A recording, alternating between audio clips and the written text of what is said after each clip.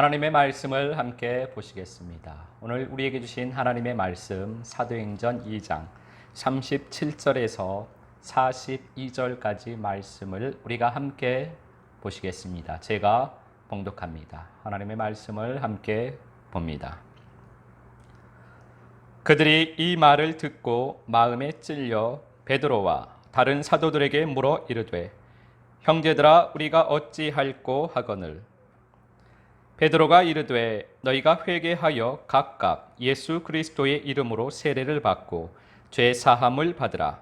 그리하면 성령의 선물을 받으리니 이 약속은 너희와 너희 자녀와 모든 먼데 사람 곧 주 우리 하나님이 얼마든지 부르시는 자들에게 하신 것이라 하고 또 여러 말로 확증하며 권하여 이르되 너희가 이 패역한 세대에서 구원을 받으라 하니 그 말을 받은 사람들은 세례를 받으매 이 날에 신도의 수가 3,000이나 더하더라. 그들이 사도의 가르침을 받아 서로 교제하고 떡을 떼며 오로지 기도하기를 힘쓰니라. 아멘. 오늘은 생각주머니라는 제목으로 우리가 하나님 아버지의 마음을 잠시 살펴보도록 하겠습니다. 말을 잘하는 사람은 말을 많이 하는 사람이 아닙니다. 말을 잘하는 사람은 모든 사람이 쉽게 이해할 수 있도록 말을 하는 사람이 말을 잘하는 사람입니다. 사전 지식이나 배경 지식이 없는 사람도 오해 없이 이해할 수 있도록 말을 하는 사람이 말을 잘하는 사람입니다. 모든 사람이 서로에게 이렇게 말을 한다면 서로 오해해서 다투거나 문제가 생기는 일이 없을 것입니다. 그런데 대부분의 사람들은 자신의 기준 안에서 자기의 방식대로 이야기를 합니다. 나도 알고 있으니 상대방도 이 정도는 알고 있을 거라는 생각으로 또는 전혀 그러한 생각 없이 상대방의 편에 서서 상대방에 대해서 생각해보고 배려하는 것 전혀 없이 그냥 자기 방식대로 이야기를 합니다. 다른 말로는 그의 마음을 헤아리려고 하지 않고 자기 생각대로 자기 방식대로 이야기를 합니다. 듣는 사람도 마찬가지입니다. 말을 들을 때도 자기 방식대로 자기가 듣고 싶은 말만 걸러서 듣습니다. 그래서 똑같은 말을 3명에서 듣는데 그 3사람이 들은 내용이 각각이 다 다르게 내용을 이해하고 있는 경우도 생기게 됩니다. 그래서 우리가 사는 이 세상에서는 서로에게 오해가 생기고 그래서 분쟁이 생기고 다툼이 생기고 문제가 생기는 경우가 많이 있습니다. 그런데 이것이 우리들의 믿음 생활에도 영향을 미친다라는 것입니다. 말에 대한 오해가 우리들에게는 가장 큰 문제를 일으키는 원인이 됩니다. 물론 이러한 것들이 성도들 사이에서도 문제가 되는 경우가 많습니다. 말에 대한 오해 때문에. 그런데 성도들 간에 사람들 간에 생긴 이러한 문제, 이러한 오해는 그리 큰 문제가 되지가 않습니다. 서로 풀면 되기 때문입니다. 우리에게 가장 큰 문제는 주님과의 관계 가운데서도 우리가 오해가 생긴다라는 것입니다. 우리는 주님의 말씀을 들을 때도 자기 방식대로 자기 기준으로 말씀을 듣습니다. 주님의 마음을 헤아리려고 하지를 않는 것입니다. 그래서 주님의 말씀에 대해서 우리가 오해를 하는 경우가 많습니다. 그렇게 되면 올바른 생명의 길을 가지 못하기 때문에 우리에게는 아주 큰 문제가 되는 것입니다. 우리는 아버지의 마음을 알고 그 마음으로 말씀을 헤아려야만 합니다. 그리고 그 마음으로 말씀을 이해하고 아버지의 말씀을 받아서 아버지의 말씀을 따라서 올바른 생명의 길을 걸어야만 하겠습니다. 그렇게 온전한 생명의 길을 걷게 되시기를 예수 그리스도 이름으로 축복합니다. 사도행전 2장 38절 말씀을 우리가 함께 보시겠습니다. 제가 봉독합니다. 함께 보시겠습니다.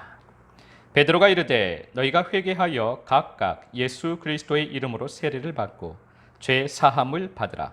그리하면 성령의 선물을 받으리니. 아멘. 오순절 마가의 다락방에서 성령 강림 사건 후에 베드로의 설교를 들은 사람들이 베드로와 제자들에게 묻습니다. 그러면 이제 우리가 어떻게 해야 합니까? 우리도 말씀을 듣고 길을 알았으면 그 길을 어떻게 가야 하는지 물어야만 합니다. 우리가 물으면 주님께서 답을 해 주십니다. 묻는 자에게 주님께서는 답을 주십니다.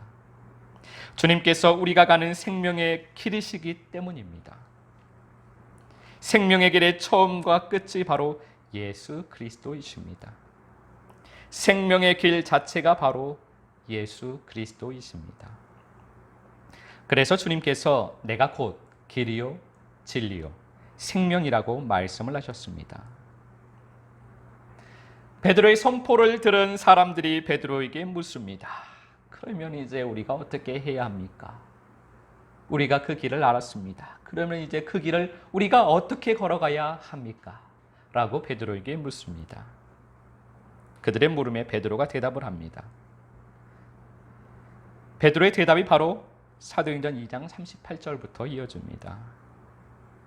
그런데 베드로가 어떻게 알고 그 대답을 했을까요? 바로 보혜사 성령께서 가르쳐 주신 것입니다. 예수님의 약속대로 보혜사 성령께서 가르쳐 주신 것입니다. 그의 입에 할 말을 주신 것입니다. 기름 부으심을 통해 그로 하여금 할 말을 주신 것입니다. 우리들도 말을 할 때 내 말을 하는 것이 아니라 이렇게 주님께서 주시는 말을 하게 되기를 소망합니다. 우리들의 말은 다 생각에서 나옵니다. 생각은 영의 주머니입니다. 생각이라는 주머니 속에는 많은 영이 들어 있습니다. 우리들이 살아가면서 어떠한 결정을 내려야 할 때 생각 주머니 속에서는 빛과 어둠의 전쟁들이 수없이 일어납니다. 그래서 우리는 생각 주머니 속에 빛의 영들을 가득 채워야만 합니다. 그러면 빛의 길로 걸어가는 것이 수월해지기 때문입니다. 빛과 어두움의 전쟁 속에서 빛이 승리하는 길입니다.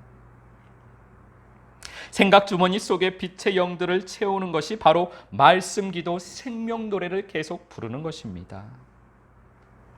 말씀 기도 생명 노래를 부르면 생각 주머니에 말씀의 영, 빛의 영, 생명의 영으로 가득 채워지게 됩니다.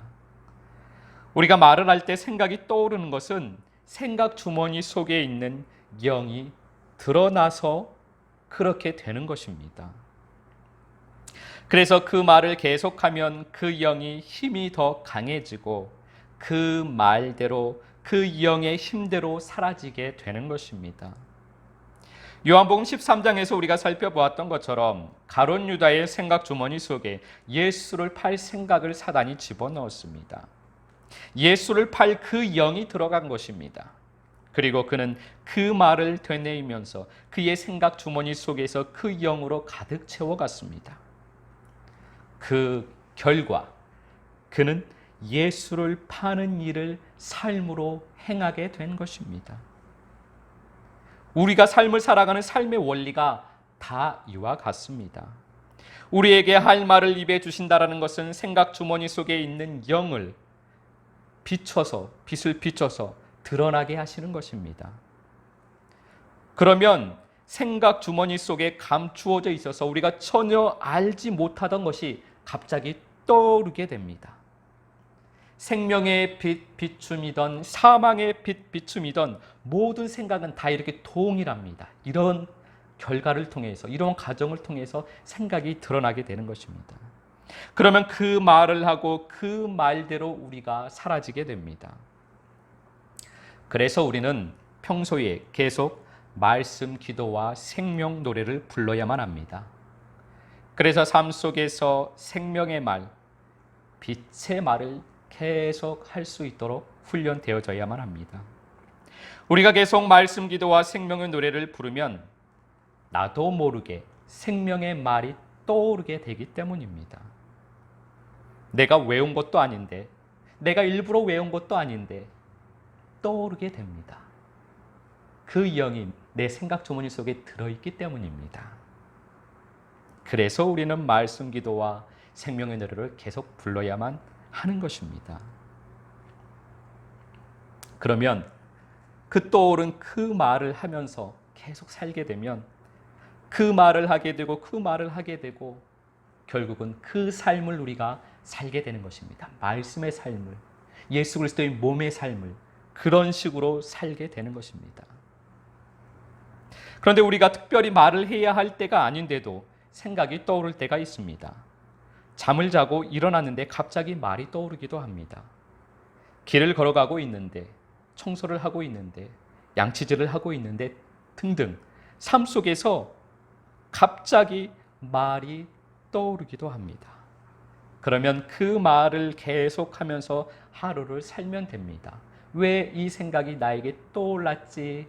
라고 할 것이 아니고 그냥 그 말을 계속 하시면 됩니다.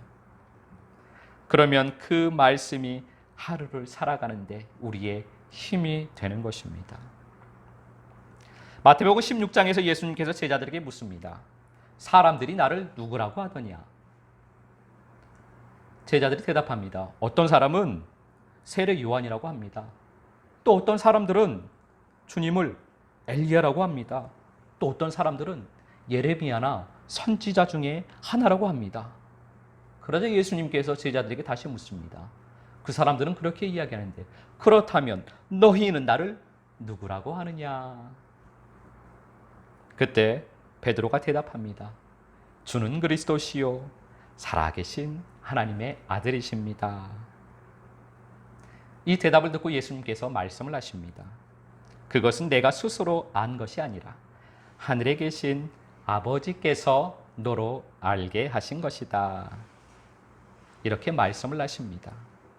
예수님께서는 제자들에게 이런 식으로 질문을 자주 하셨습니다. 그런데 다른 제자들은 예수님에게 바른 답을 하지 못했습니다. 그런데 다른 제자들과 달리 베드로는 대답을 잘해서 칭찬을 들었습니다. 예수님의 말씀은 너희가 앞으로 이렇게 살아야 한다라고 말씀을 하신 것입니다. 그런데 베드로는 어떻게 이렇게 예수님의 기쁨이 되는 대답을 했을까요? 베드로는 자기 생각이 없었기 때문입니다. 그래서 다른 제자들과 달리 그는 자기 생각으로 말하지 않고 성령의 감동으로 마음에 새겨진 말씀으로 대답을 할 수 있었던 것입니다. 우리도 내가 없고 예수만 있는 예수 생명으로 가득 채워진 예수 생명의 제자, 예수의 몸이 되기를 소망합니다. 그러기 위해서 우리는 말씀 기도, 생명의 노래를 계속 불러야만 합니다. 그래서 내 말이 아니라, 내 삶이 아니라 예수 말을 하면서 살고 예수 몸으로 우리가 남은 삶을 살게 되기를 소망합니다. 그것이 주님께서 저희들에게 가르쳐 주신 방법이고 저희가 걸어가야 할 길입니다. 주님께서 가르쳐 주신 생명의 길, 그 생명의 길을 걸어갈 수 있는 방법, 그것이 바로 말씀 기도와 생명의 노래를 부르면서 남을 삶을 살라는 것입니다. 제가 여러분 앞에서 하고 있는 이 말들도 제가 열심히 공부를 하고 책을 읽고 연구를 하고 신학적으로 잘 알아서 하는 것들이 아닙니다. 제가 하고 있는 이 말들도 제가 주님의 말씀 안에서 살면서 주님께서 가르쳐 주시고 깨우쳐 주셔서 그것을 기록하여서 지금 이렇게 말을 하고 있는 것입니다. 그래서 저는 항상 말씀을 대할 때마다 아버지의 마음을 얻으려고 합니다. 그 말씀을 공부하거나 거기에서 지식을 얻으려고 하는 것이 아니라 그 말씀 안에서 아버지의 마음을 얻으려고 합니다. 저는 말씀 안에서 아버지의 마음을 헤아리려고 합니다. 저는 말씀 안에서 나는 죽고 예수 생명으로 채워지려고 합니다. 그러면 주님께서 기뻐하시는 주님의 기쁨이 되는 말을 알고 삶을 살게 될 것이라고 믿기 때문입니다. 베드로가 그러했듯이 우리도 그렇게 주님의 기쁨이 되어야 하겠습니다. 우리가 말씀 안에 살면 마땅히 해야 할 말을 가르쳐 주십니다. 우리의 입에 말을 넣어 주십니다. 우리가 말씀 안에 살면 마땅히 우리가 어떻게 살아가야 할지 그 삶을 가르쳐 주십니다. 그렇게 우리는 생명의 길을 걸어가야만 합니다. 그것이 내가 없고 예수로 사는 삶입니다. 38절의 나머지 말씀은 다음 시간에 우리가 나누도록 하겠습니다. 한 주간도 생각 주머니에 빛을 가득 채우시고 아버지의 마음을 알아가는 기쁨의 한 주간이 되시기를 예수 그리스도 이름으로 축복합니다.